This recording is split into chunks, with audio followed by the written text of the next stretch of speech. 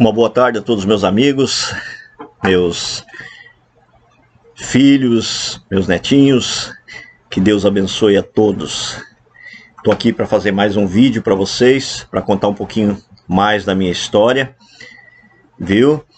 E quero pedir para vocês também, se vocês gostaram das minhas experiências, né? Eu acho que é interessante a gente compartilhar, se vocês puderem dar um positivinho ali e compartilhar com seus amigos, eu vou agradecer muito e de coração, tá bom?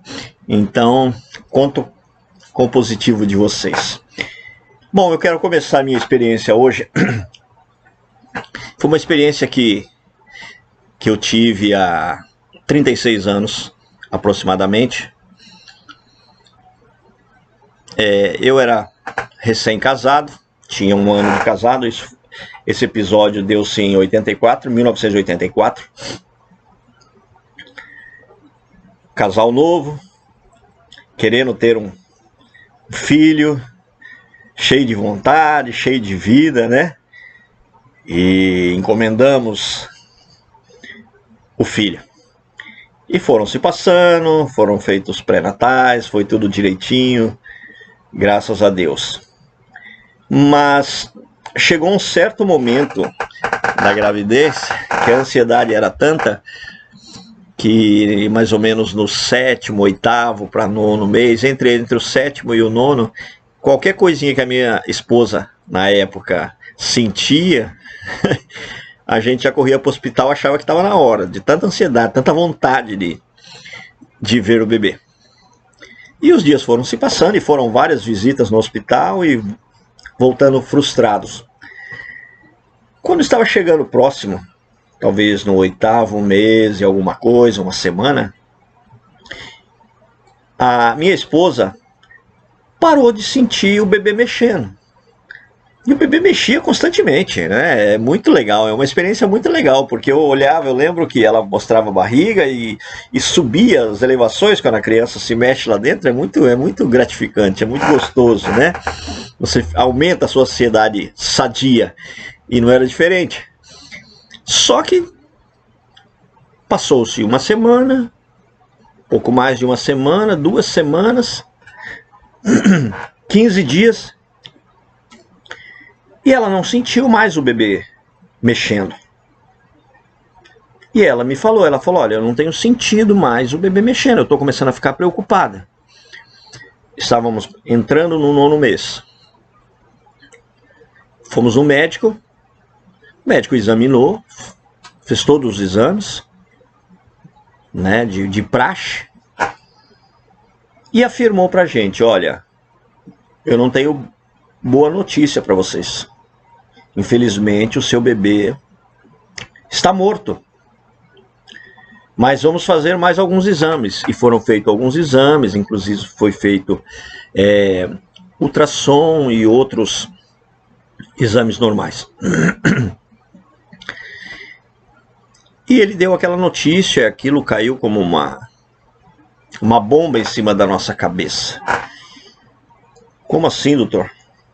Nós estamos há 9 meses, até mais, ansiosos para ter o nosso filho. Agora o senhor vem e fala que a criança está morta. Aquilo foi um choque. E eu vou dizer para vocês, às vezes, nós como mais maduros, né? Hoje, já passaram bastante tempo. Talvez hoje, se fosse hoje, eu encararia de um pouquinho melhor. Porque na época eu tinha 22 anos. Você é muito jovem, você não consegue aceitar os nãos da vida. E aquilo muito mais ainda, muito mais grave, né?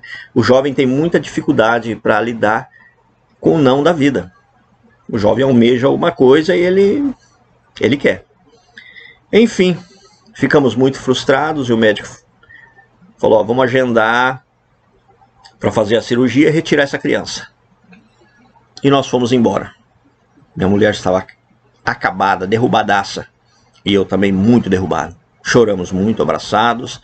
Sofremos muito, não dá para fazer ideia do sofrimento que nós sentimos. Mas fomos para casa. E foi marcada a cirurgia para o outro dia, a retirada do bebê.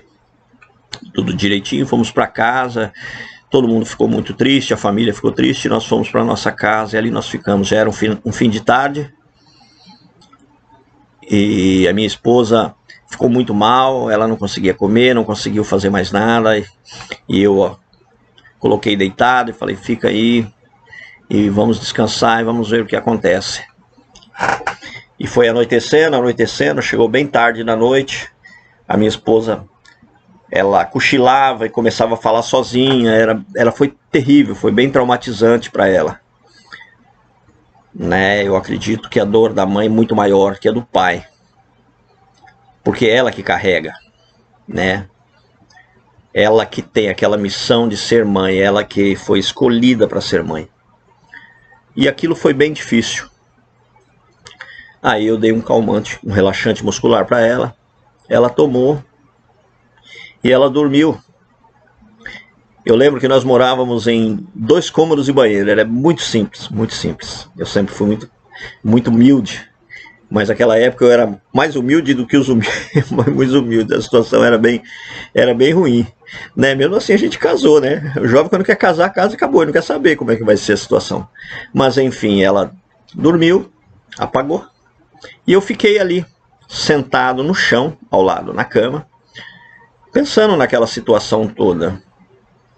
Mas eu não aceitava aquela situação, eu não podia aceitar. E de repente eu falei,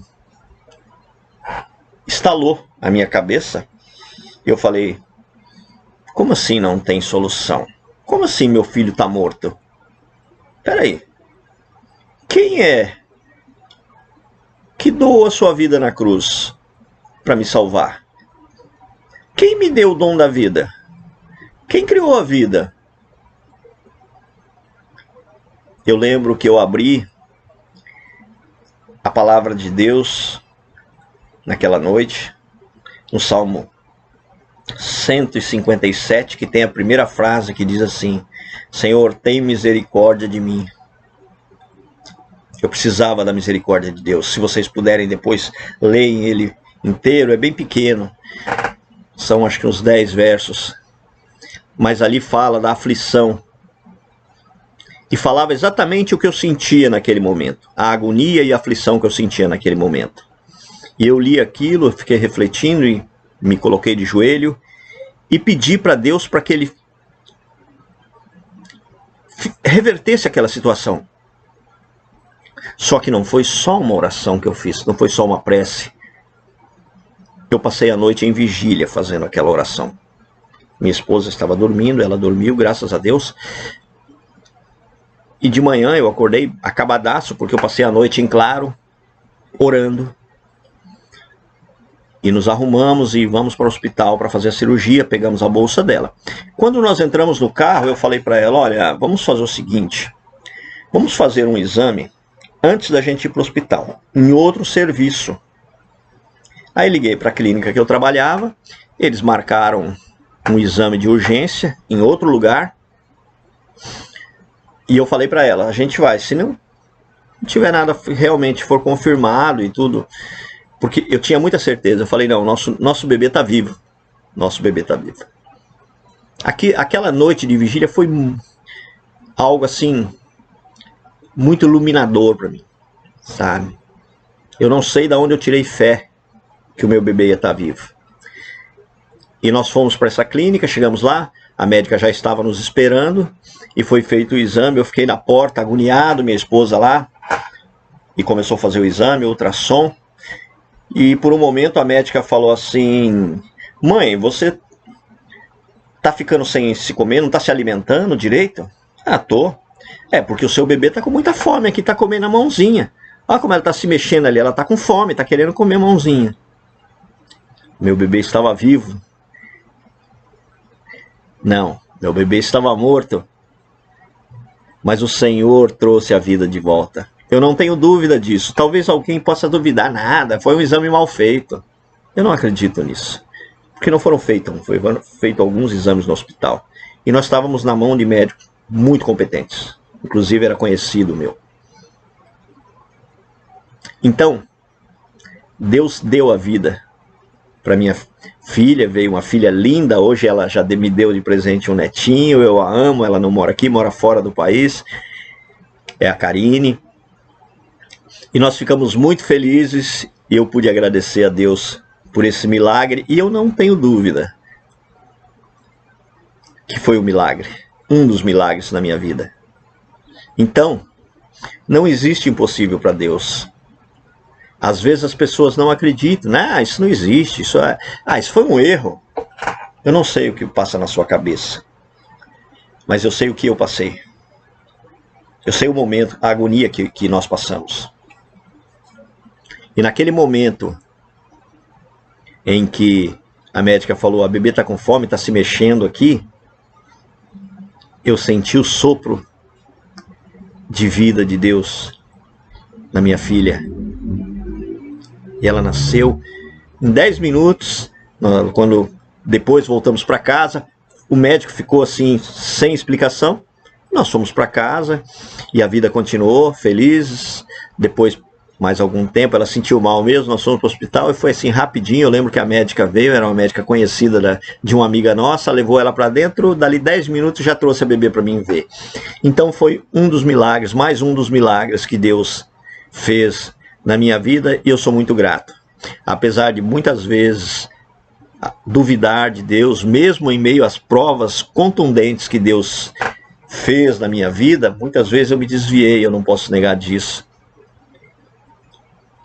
Mas por mais distante que eu ficava de Deus, por algum momento o Senhor ia lá e me trazia de volta e falava ao meu ouvido. Certa vez uma pessoa falou para mim, engraçado, né, Rubens, você sempre sai, né, do ninho do pai, né?